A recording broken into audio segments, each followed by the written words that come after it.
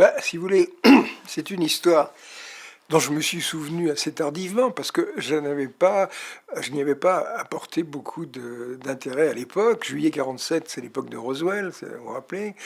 Et là, j'ai 10 ans.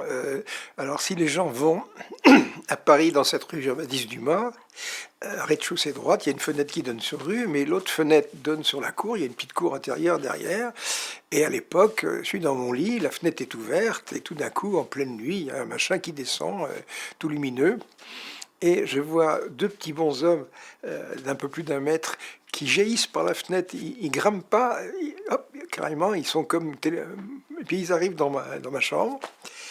Et puis ils viennent me voir. Alors l'observation typique, c'est-à-dire des petits bonshommes avec des grands yeux noirs, presque une absence d'oreilles, de bouche, bref, des petits gris, quoi. Donc j'ai eu des visites de petits gris comme ça. Et ils sont venus à côté de mon lit. Bon, pas trop, très compris, j'ai pas très bien compris ce qu'ils faisaient.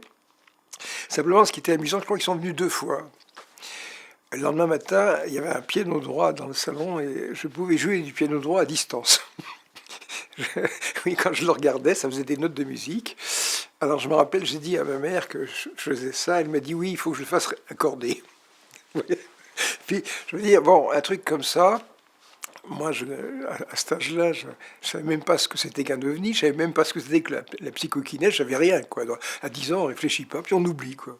Alors effectivement, après, ça fait sens.